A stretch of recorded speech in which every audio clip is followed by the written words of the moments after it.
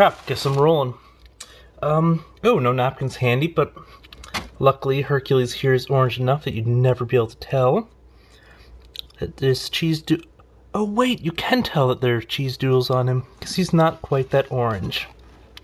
Hey everybody, welcome to a special Watch This review response to some of the criticisms I have heard about the Hercules figure from the Hasbro Annihilus series. Now personally, I like the figure. I mean, I have some of the same criticisms as others, where the paint job is inconsistent in places, and I guess the orange does look a little hokey at times, but other than that, I like the sculpt a lot. And the whole build, you'll notice they did the vein effect that they did with Juggernaut, an earlier thing. Still got a lot of cheese shit on me. Actually, let me get this shit off him. See, I actually take good care of my figures. Whenever I do spill some food stuff on them, it comes off pretty... Fuck, I gotta take that with a toothpick later, but... Now, I don't know a huge amount of Hercules' involvement in the Marvel Universe. I best remember him from an old Thor cartoon where he fights against Thor over the affections of... Shoot. Can't remember her name, but I actually have a comic right here. Local library, great place to find your comics. It's not just a hobsnob reading place for your normal books. Let's see, where does that cover? Bum bum bum.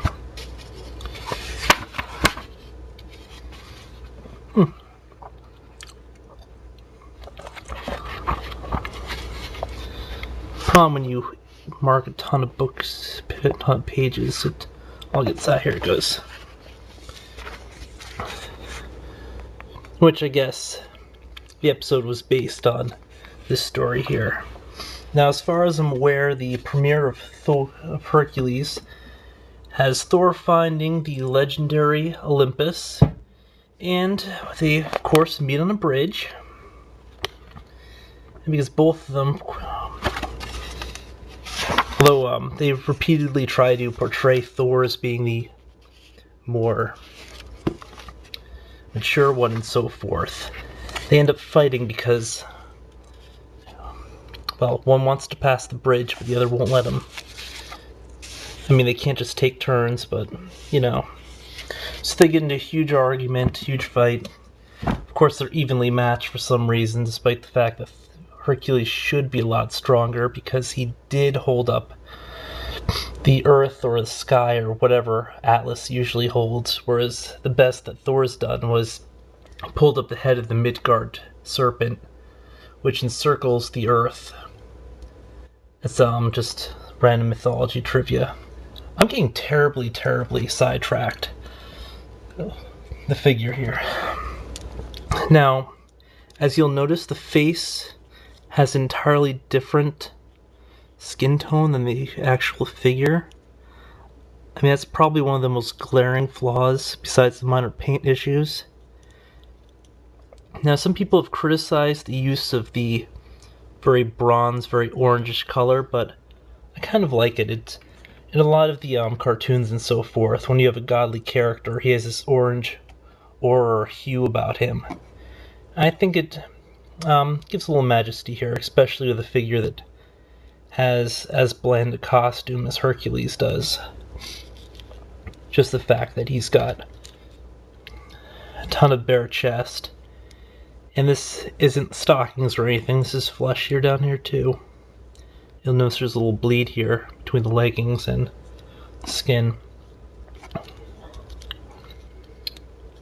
I like the layers of color they used for the kilt or skirt and the bow.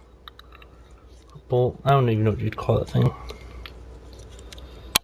Some people have criticized the face, which I like. I think it really captures his jovial nature, as you can clearly see on... Where is it? This is one I was pulling out earlier.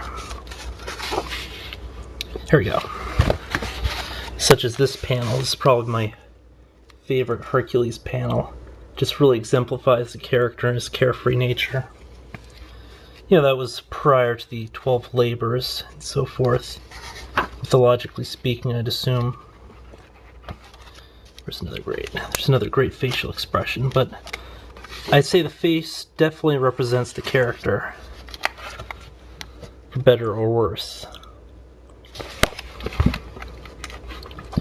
As for articulation, he's got about the standard stuff for a Hasbro figure. Hands do nothing. Luckily, both hands are open. I do not like the open close. I enjoy symmetry. As you'll notice,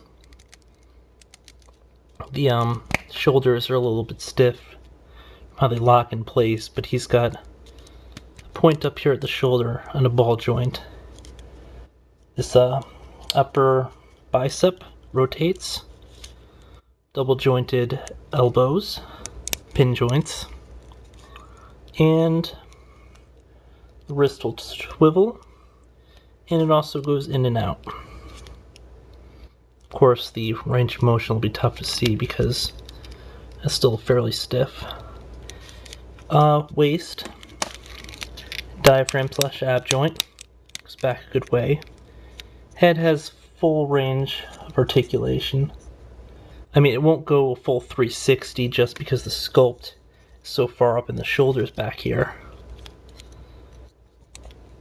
But it does it does what it does.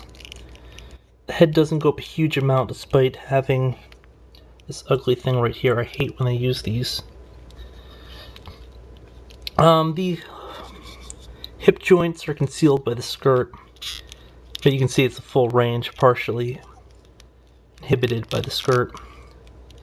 Once again, double joints at the knee, pin joints again.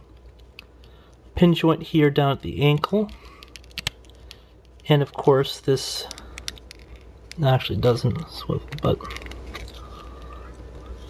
and for an accessory he comes with his mace, which frankly is nowhere as cool or as useful as Thor's Aruru hammer Moshenir or something.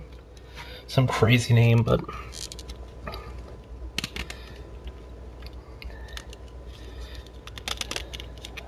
yeah, it's actually a pretty awesome looking figure.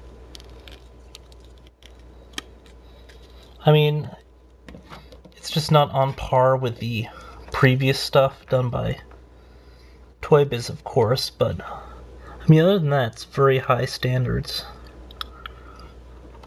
in terms of just general sculpt and everything. You know, the whole upper body build definitely reminds me of the Series 6 Juggernaut, just in terms of how the veins bulge, how the muscles seem to fit. But you can pose him a lot of pretty wicked ways, just because despite the huge muscles, there is a good deal of flexibility there. Everything, I just need to get this cheese out now, but for comparison purposes, let's compare him to a older Hercules figure.